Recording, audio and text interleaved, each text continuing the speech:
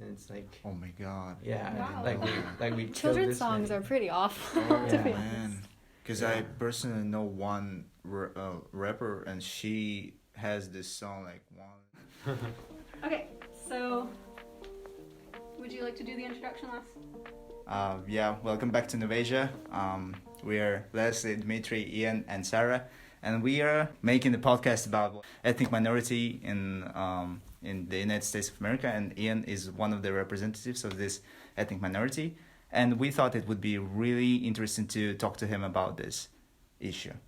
So, yeah. So, Ian, I believe you said that you had a story you wanted to share with us. Would you like to open with that?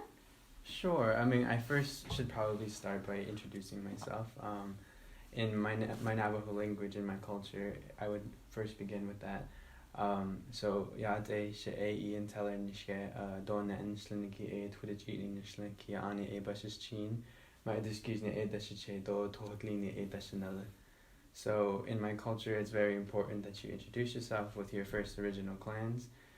We each get 4. So the first being my mother's, the Bitterwater clan, the second being my father's, the Towering House clan, the third being my grandfather on my mom's side, which is the Coyote Pass clan, and then the fourth being my grandfather on my dad's side, which is the Water Flowing Together clan. Okay. Yeah. Wow. That's amazing. That one was really thorough. Yeah, I've done it so many times. Yeah. I don't even think that I remember the name of my grandfather. Oh. Yeah, I Good don't job. think so. So okay, so basically what you said in your language was the introduction of you, your clan, like not clan, but your ancestors, right? Yeah, pretty Okay. much. And Okay. we're a matrilineal society, so we always began with our mother first. Oh, okay. Yeah. I didn't know that. That's really, Yeah. really cool. What does it look like to be in a matrilineal society? Like, how would that be different from a patrilineal one?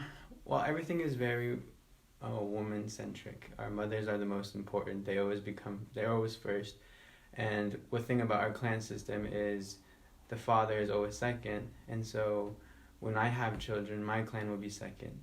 And then when my children have children, I will be the last clan in the set of 4.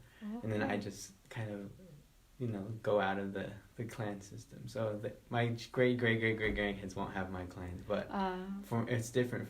For my sister, she'll carry on, and her daughter will carry on, and then her daughter will carry on. Wow. Yeah, Wow. so my mother's clan will pass on to my sister, and then to her daughters. There's so much different from the patriarchal societies, like just Yeah, we Like- have a lot of respect for our women, and they're kind of the most sacred, I guess. Like we admire them, and we take care of them as much as we can. Okay, I have a question on that, but should we just move on? Or No, go for it. all right, so I'm wondering about how would your kind of society see the greater U.S. society that's more patriarchal? I don't know, focused on the patriarchy, or at least we think so. Yeah. So In Navajo society, we're all about keeping balance between the two. We each have, as a man and a woman, you're both given tasks when you're growing up, and you both have to carry equal weight. It's about equality. We have equal understanding of our responsibilities. okay. And so we both carry that weight and understand that, we can't exist without the other. And in part of our stories, in fact, centuries before even colonialization, we had something that occurred that's called the separation of the sexes, when men and women actually separated for a while. And they didn't live together, but they found out through that they couldn't exist without one another, and that they really needed each other to support one another. And so then the tribe came back together. Wow. Yeah. That's really cool. Yeah, so we have a really good understanding, and a lot of the ceremonies that we do in my tribe, the woman plays a very important role. Yeah.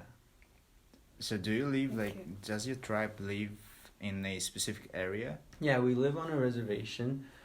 It's actually the largest reservation in the U.S., the Navajo Nation. It spans over 3 states. It goes into Utah, Arizona, and New Mexico. So Yeah, so within the Four Corners region.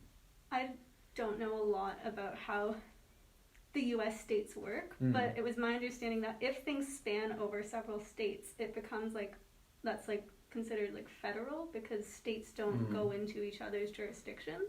Yeah. So if you span 3 states, do you get to exist outside of the state's kind of own laws? How do you? Well, usually Native American nations have their own independent sovereignty. So it's a government to government basis. So we, even though we span over the 3 different states, each of the people that live in the different states, they belong to the state. They're Arizonian, or they're from Utah, or but they're still considered Navajo Nation. So we do have different laws that differ from the. There's certain jurisdiction on our lands that can be handled by the tribe itself, but I think for the most part we participate a lot in each of our own states' legislation and everything else too. Okay. Yeah. So within your tribe, you speak your own language, right? Yeah, we do. We're actually, well, a lot of tribes, that's one of the biggest issues on Native American nations, is that a lot of the tribes are losing their languages, and a lot of the tribes are losing their cultures because of all of the boarding school eras and the mass genocide that occurred and the constant assimilation by the U.S. Government.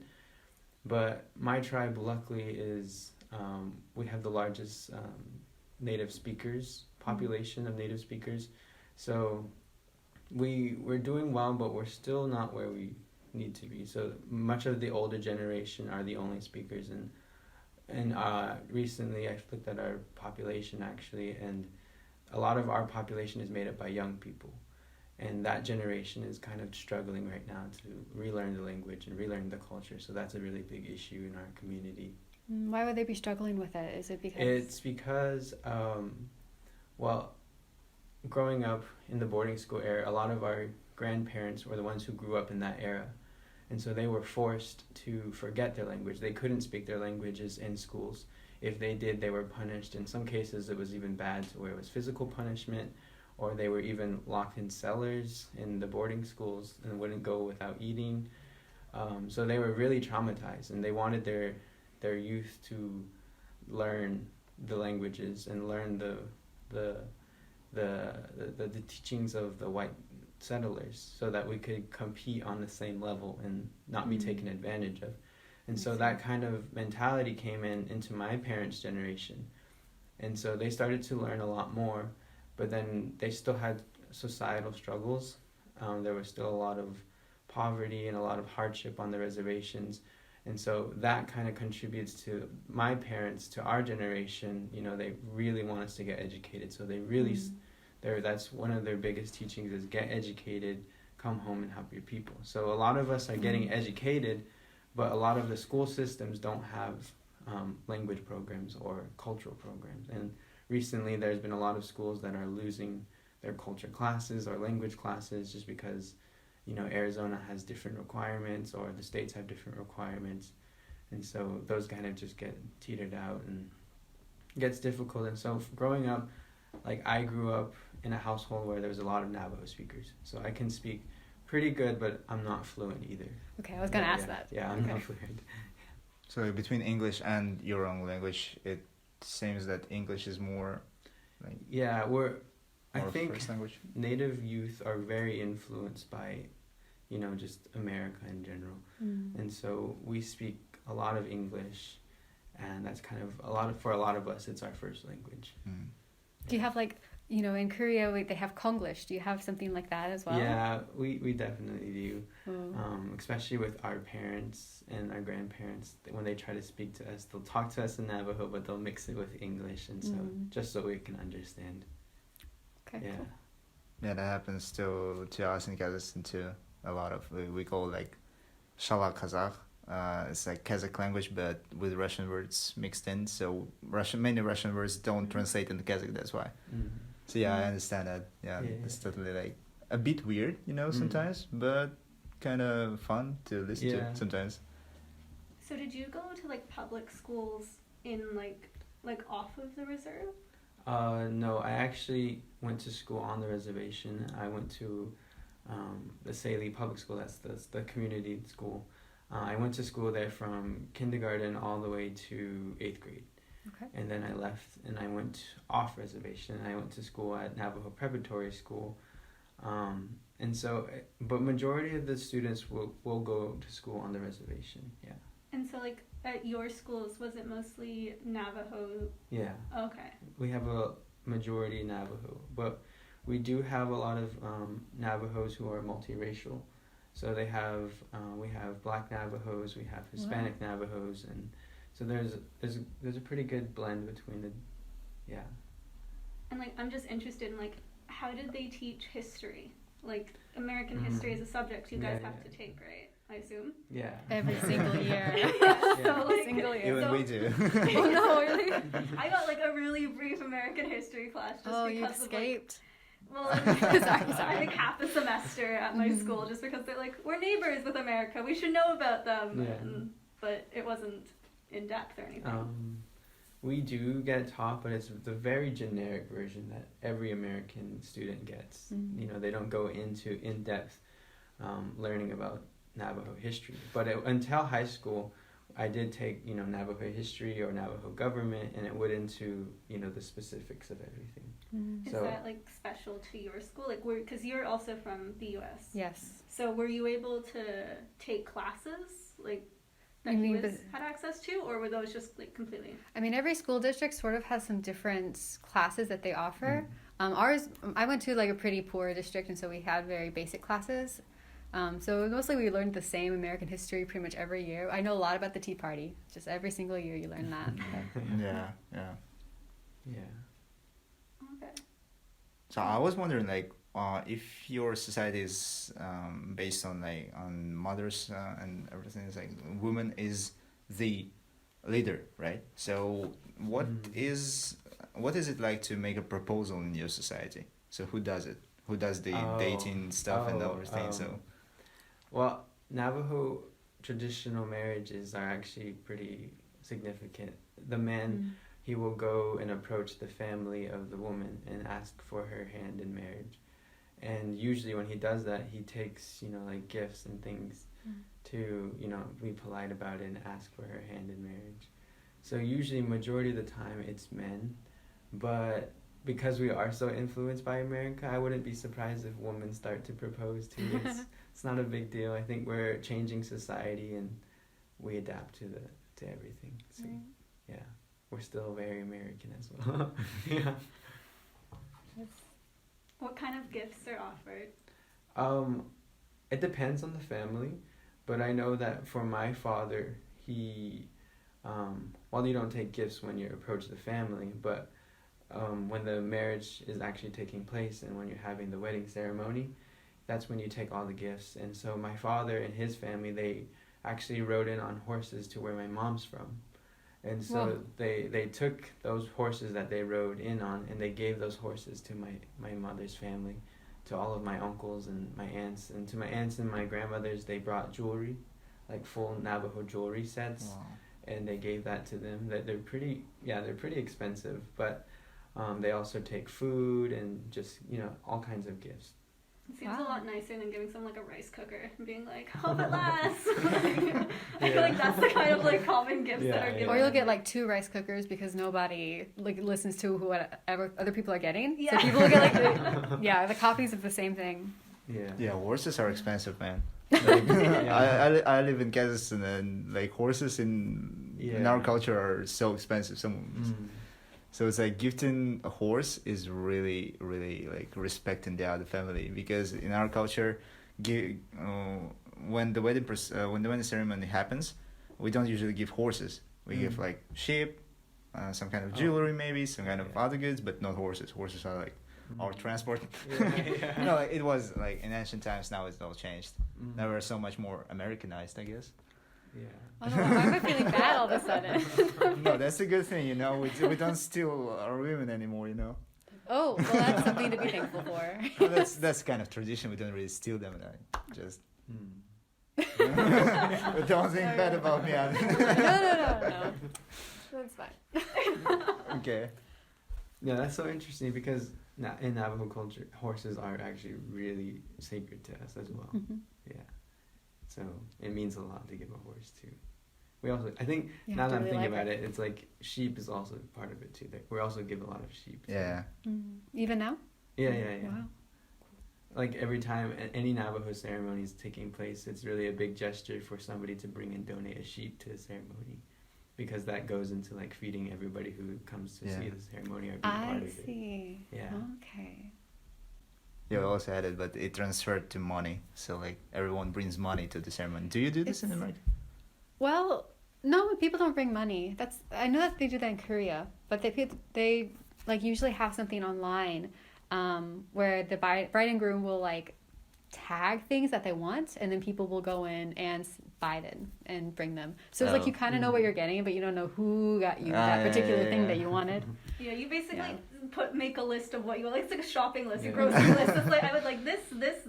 You do it for baby showers now too. Very utilitarian. Yeah. But it's, I mean, I shouldn't completely, criticize it. It's very helpful to have that kind of list going on, but it kind of takes the romanticism out of it. It's just like, gotta get a rice cooker or two. Mm-hmm.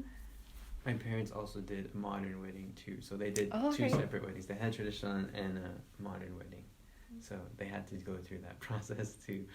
What do you wear to your wedding? Like, usually it's just our traditional outfits. So for a man, we like a lot of like silk or like velvet shirts that we can put on, and then we usually wear like our concho bell, our necklaces, our bracelets, our rings. And then we wear maybe just like dress pants. I think that's more common now. And then you put your moccasins on too. So and then for the women, it's their skirts, their dresses, and all of their jewelry and their moccasins as well. Yeah. That's really beautiful. Yeah. It's probably beautiful. Yeah, and more recently, people have been putting like a modern twist on it too. So they really designed their outfits really nicely. So I've seen a lot of new adapted versions of their traditional outfits that just look really cool. Yeah. So it's like, is it more colorful versus like monotone? Usually, I think for a wedding, I think that we adopted the concept of like the bride and the groom wearing white. So usually Navajo weddings will have people wearing white traditional outfits now. So how big are your weddings? Like how many people? But I kind of think it depends on the family. For my mom's and my dad's wedding, I was very young, so I don't remember much, but I did see pictures, and there were a lot of people, and it just depends on the families, because my family happened to know we have a lot of extended relatives, and that's the thing also with Navajo clan systems. It's with the clans, the reason why you have clans is because if somebody were to not have any association with their family members, or if they lose all of their family members, say they pass away, then that person will always have their clans, and there's multiple clans that everybody has, and sometimes you'll find people who have the same clan as you, and that's how you can just create relations. So it's the idea of like you're never alone. You'll always have family members through your clans. And so you have those clan relatives, you have your immediate blood relatives, and you have your friends and your families. So it's a lot, yeah. Can you, like, do clans talk to each other? And, like, there's no animosity between clans? Or is it about marriage, too? Is there any... No, there's no animosity. The reason why we have clans is, I think the big purpose is for that, so that no one ever feels alone. Okay. And then the second reason being that you can't intermarry within your clan. Okay. So that's supposed to help, avoid like incest or anything like that. So yeah, probably that's why all like your ancestors up to the 4th generation, because like no intersection, to make sure that there is no intersection between the generations. Because we have it in Kazakhstan too. Like native Kazakhs, they know up to the 7th generation, and if there is any intersection, they don't marry. And if you come from the same clan, you don't marry. Wow. So that's what happens. That's really interesting. Do you know 7 generations of your family? Sure don't. That is something that strikes me a lot about like my own, I can't say American culture overall, because American can be a lot of things, but like with the way I grew up, my parents were not at all interested in our ancestry. So some people you can ask and they say, I have like ancestors from Germany and that's where my family comes from. But I'm just like, I'm from the South. Like, I'm from Tennessee originally. And so that's as far back as we go. So, yeah, sometimes that makes me feel kind of displaced.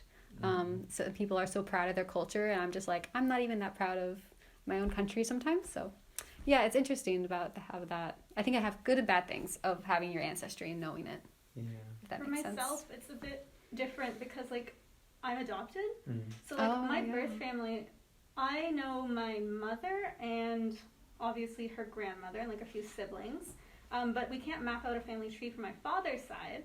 And then with my adopted family, they actually went into the history on my mother's side of like they're from Ireland, where in Ireland, and they actually traveled to what's called Ecklinville, which is now a brewery.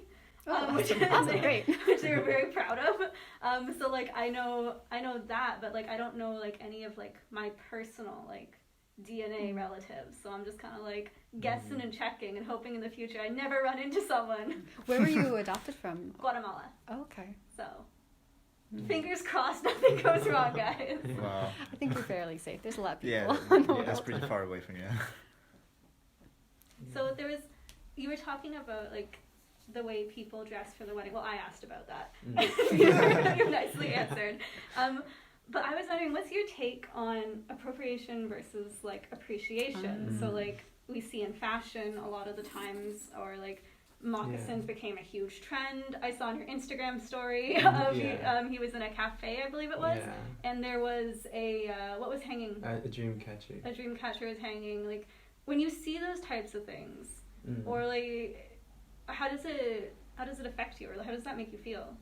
You know, from a Native perspective, we see all these kinds of things, and my initial thought when I see those kinds of things is, do you understand what this represents? Do you understand the meaning and the purpose behind these things? Because even with now Halloween's coming up back in America, they're gonna take it to the extreme, and I know I've already seen on friends' posts a lot of costumes, Native American costumes, and when we see those kinds of things, we're just like, do you understand what those means? Because there's a lot of sacredness, there's a lot of hard effort to make those things, and there's a lot of prayer and song that go into making those things, and there's specific time and place and purposes that we actually wear those attires, and they have significant meaning. And so when I see those things, that's my initial thought. I'm like, do you understand what that means? And if not, then I think that's where I think of the appropriation part. Okay, it's like you have no true understanding. If you did, maybe it would be different. And then I know, especially for the costumes, it's really difficult because the fine line between appreciation and appropriation. I know there's a lot of people who make Native American jewelry and Native American clothing, but they're not Native American. And they kind of take advantage of that, and it's not a problem. It could be considered appreciation, but for the Native American people who do make the clothing and who do make the jewelry, and then who do try to compete in that market where it's so saturated by these big business corporations who take advantage of it, it's really hard for them to become successful. So that's when the appropriation comes in. And so I think it just needs to be more respectful and understanding of Native cultures, and I think that's why I always encourage people buy Native made, because Native made, then you understand where it comes from, and majority of the time the people you buy it from will tell you where it came from. And a lot of Native jewelry have, you know, like stamps of the families that made them. So I think with appreciation and appropriation, the appropriation part, it's about not understanding, you know, pretty much, and if you're ignorant about it. Are there any like specific examples that you've seen besides the Dreamcatcher in Korea, like in K-pop music? I know that's a big thing that people talk about. I'm in the Korean popular culture class. Okay. And so somebody was, they were talking about this cultural appropriation, and they were talking about it from the standpoint of, you know, African American cultural appropriation in K-pop. But they also mentioned that I think there was a group that also portrayed Native Americans, and while they were in the music video, the sound of the little Indian song. I don't know if you guys know that, are familiar with it. It's like 1 little 2 little 3 little Indians. Yes. Yeah, and pretty much that song is associated with the time period when people would sing that, because it's like we took down one more Indian, we took down another Indian, we took down 3 Indians, and it's like, oh my god. Yeah, wow. like we Children's songs are pretty awful. Oh to be man, honest. because I personally know one rapper, and she has this song like one little, two little, three little. Oh. Like it's literally called Indian, but oh my god, I didn't know that. Oh, Yeah, yeah, didn't- yeah. I Yeah, was that completely takes aware. different twist now. Yeah, and so when I heard about that, I was interested to find the song, but I don't remember the name of the person, and I think the person that was presenting said they took it down, and so it's interesting. I know there's a lot. It does happen in America quite often too. Some celebrities can be tone deaf to situations. Yeah, and it's a growing issue. Like recently, the Washington Redskins they announced that they're gonna change their name, and then just things with like that. And people ask about the mascots. I think, for me, it's like because Native American tribes on our reservations, we have mascots that are Native inspired, but we usually say like, I know there's warriors is used a lot, braves are used a lot, the Bruins are used a lot. But the thing with Redskins, our problem with Redskins was because it had a negative connotation. Right. And that was our equivalent to the N-word for African American communities. So that's why it was a big deal. But I think times are changing. Native Americans are definitely doing a lot more to make sure their voices are heard. And so there's a lot of advocates who are doing a lot of great things right now. So things are changing, yeah.